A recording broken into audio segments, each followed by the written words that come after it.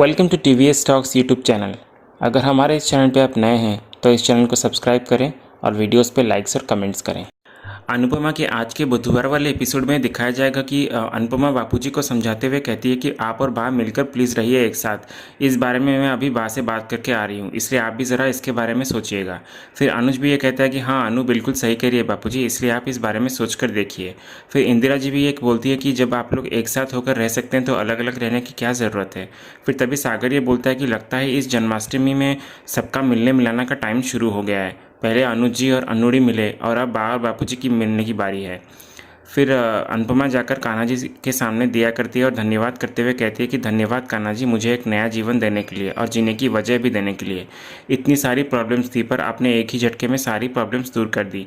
मुझे मेरी बेटी से मिलाया, कपाडिया जी भी ठीक हो गए, स्टॉल भी आपके आशीर्वाद से अच्छा चल रहा है। बस इस आशा भवन पर आपकी एक कृपया बनाए रखिएगा और मेरे बापू जी को मिलवा दीजिएगा। फिर अनुपमा कान्हा जी की आरती करती है। फिर वहाँ दूसरी तरफ शाह हाउस में किंजल और टीटू बा से कहते हैं कि मम्मी कुछ गलत नहीं बोल रही है बा, और हम भी मम्मी से सहमत हैं कि आपको और बापूजी को साथ मिलकर रहना चाहिए। फिर डिम्पी और तोशु भी बोलते हैं कि बा प्लीज़ बापूजी से पैचअप कर लो ना, और सभी बा को मनाने की कोशिश करते हैं पर बा बिना कुछ कहे वहाँ से चली जाती है। फिर किंजल तभी ये बोलती है कि मैं आशा करती हूँ कि बा मान जाए, क्योंकि मैंने बा को बापूजी के लिए रोते हुए तड़पते हुए देखा है। फिर टीटू भी ये बोलता है कि इस उम्र में अलग अलग रहना सही नहीं है और ना ही आसान है। फिर तभी पाखी ये बोलते हैं कि बा भले ही मान जाए, इसका मतलब ये नहीं कि आप लोगों को खुली छूट मिल जाए, स्पेशली मीनू और टीटू तुमको। फिर किंजल ये बोलती है पाखी को कि पाखी तुम सीधे मुंह बात नहीं कर सकती क्या। फिर तोशु ये बोलता है कि पाखी बिल्कुल सही कह रही है, बा और बापूजी मिल सकते हैं एक दूसरे से और उनका जाना भी ठीक है, लेकिन टीटू और मीनू इनका आशा भवन में जाना सही नहीं है। फिर वहाँ दूसरी तरफ आशा भवन में इंदिरा जी अनुपमा को ये बोलती है कि अब तो पूजा हो गई है ना, इसलिए अब जाकर तुम आराम कर लो। फिर अनुपमा ये बोलती है कि दवाई खाकर थोड़ा आराम कर लूँगी, उसके बाद मुझे कहीं जाना भी है। फिर अनुज ये बोलता है कि इस वक्त कहाँ जाना है तुमको। फिर अनुपमा ये बोलती है कि मुझे मेघा जी से मिलने जाना है। फिर ये सुनकर बाला और इंदिरा जी बोलते हैं कि ये क्या बोल रही हो अनु, तुम जिस औरत ने तुम्हें मौत के मुँह में पहुँचाया है तुम उसके पास क्यों जाना चाहती हो। फिर आध्या तभी ये घबराते हुए बोलती है कि नहीं मम्मी, वो बहुत खतरनाक औरत है, आप उनके पास नहीं जाएंगी और ना ही उनका नाम लेंगी। फिर अनुपमा आध्या को समझाते हुए बोलती है कि मुझे सिर्फ उनसे कुछ सवालों के जवाब चाहिए, इसलिए मैं जाना चाहती हूँ, तो चिंता मत कर छोटी। फिर अनुज बोलता है कि ठीक है, अगर तुम्हें वहाँ जाना ही है तो मैं तुम्हारे साथ जाऊँगा। छोटी के पेरेंट्स होने के नाते हम दोनों मिलकर उनसे जवाब मांगेंगे। फिर वहाँ दूसरी तरफ शाह उसमें तोशु ईयरफोन लगाकर गाना सुन रहा होता है, तभी अंश आकर उसके कान से ईयरफोन निकाल देता है और बोलता है कि मुझे दादू से मिलना है, दादू कब आएंगे। फिर तोशु अंश को बोलता है कि ये क्या बदतमीजी है। फिर अंश ये बोलता है कि परी, ईशानी, माही मुझे बहुत सब परेशान करते हैं, इसलिए मुझे दादू से उनकी कंप्लेंट करनी है और उनसे ये भी पूछना कि वो कब आएंगे वापस।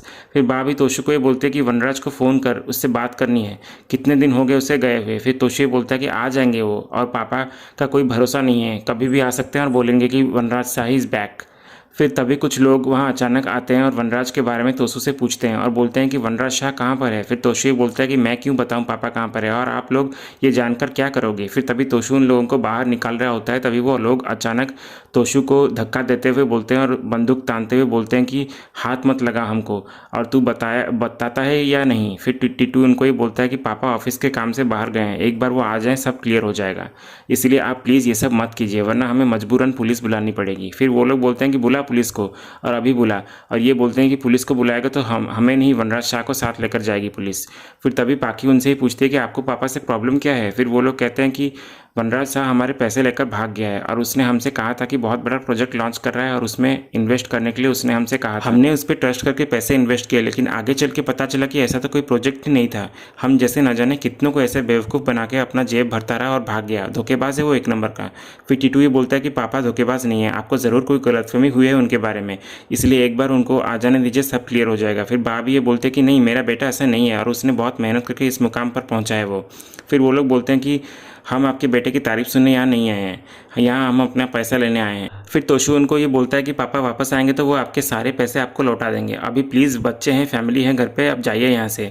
फिर वो लोग बिना उनकी बात माने अपने आदमियों से घर पे तोड़फोड़ करवाते हैं। फिर तोशु उनको ये बोलता है कि आप प्लीज़ रोकिए इनको, ये घर के सामान क्यों फेंक रहे हैं ऐसे। फिर वो लोग बोलते हैं कि हम लोग इसलिए ये सब कर रहे हैं ताकि वनराज तक हमारा मैसेज पहुँच सके। फिर वो लोग सबको धमकी देते हुए बोलते हैं कि वनराज शाह को फ़ोन करके बुला लीजिए, वरना अगली बार हम बच्चों और बुजुर्गों का लिहाज भी नहीं करेंगे। फिर बा उनको ये बोलते हैं कि मेरा बेटा आपके सारे पैसे लौटा देगा। फिर वो लोग ये बोलते हैं कि आपके बेटे को अगर पैसे लौटाने होते तो वो करोड़ों लेके भाग नहीं गया होता, इसलिए उसे जल्द से जल्द बुला लीजिए, वरना अगली बार सामान के साथ साथ तुम्हारी हड्डियाँ भी टूटेगी। ये बोलकर वो लोग वहाँ से चले जाते हैं।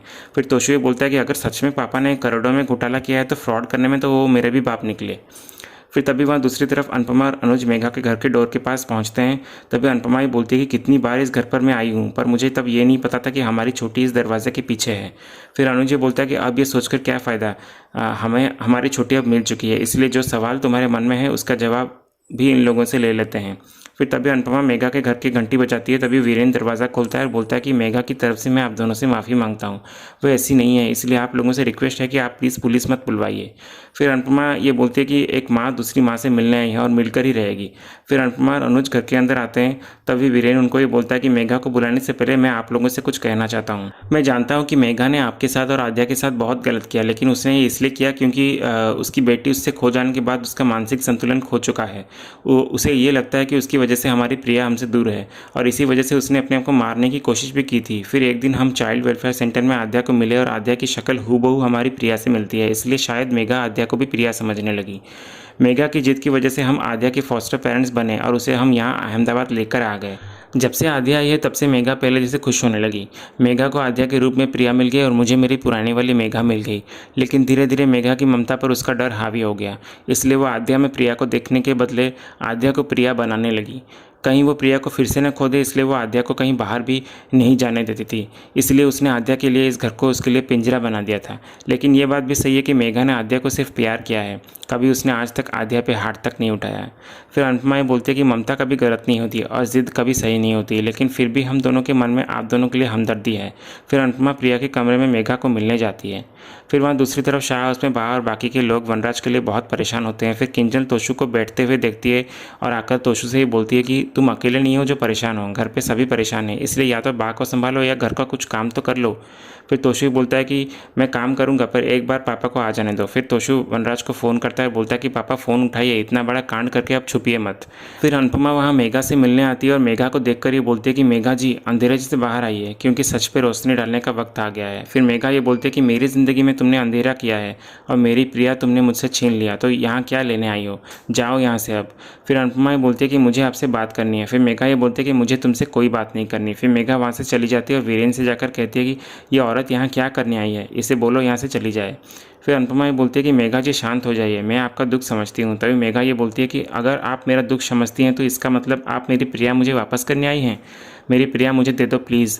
फिर अनुपमा ये बोलती है कि अगर वो आपकी प्रिया होती तो मैं ज़रूर आपको दे देती, पर वो मेरी आद्या है, आपकी प्रिया नहीं है। फिर मेघा गुस्से से बोलती है कि नहीं, वो मेरी प्रिया ही है। फिर अनुपमा भी गुस्से से बोलती है कि मैंने कहा ना कि वो मेरी आद्या है, वो हमारी बेटी है, आपकी प्रिया नहीं है।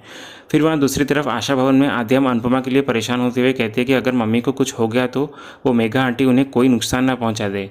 फिर इसी बीच मेघा अनुपमा से रोते हुए विनती करती है और बोलती है कि प्लीज़ मेरी प्रिया मुझे दे दो। फिर अनुपमा ये बोलती है कि अगर आपकी प्रिया होती तो मैं सच में आपको दे देती, और आपको पता भी है कि वो मेरी आद्या है, पर फिर भी आपने मुझसे मेरी आद्या को क्यों छीनने की कोशिश की।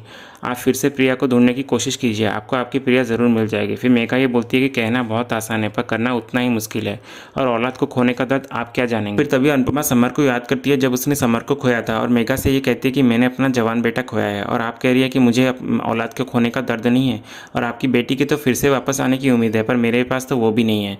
तो मैं क्या करूँ, किसी और के बेटे को अपना बेटा बना के रख दूँ।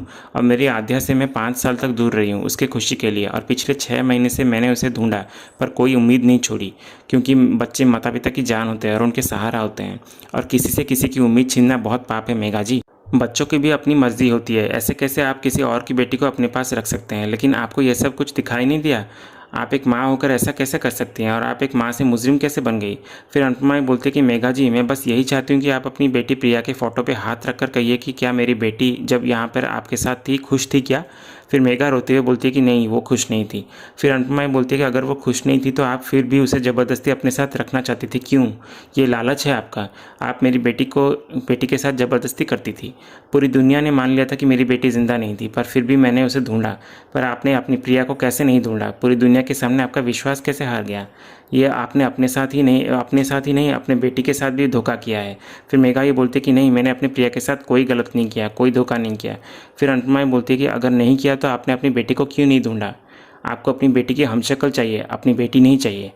फिर अनुपमा मेघा को ये सब बोलने के बाद मन में यह कहती है कि सच्चाई का आईना दिखाने के लिए कभी कभी कड़वा शब्द कहना ही पड़ता है और मैं भी यही कर रही हूँ। इसी के साथ आज का ये एपिसोड ख़त्म होता है। ये था अनुपमा के आज के बुधवार वाले एपिसोड का अपडेट। ऐसे ही और अपडेट जानने के लिए हमारे चैनल से जुड़े रहिए। मिलते हैं नेक्स्ट एपिसोड के साथ। धन्यवाद।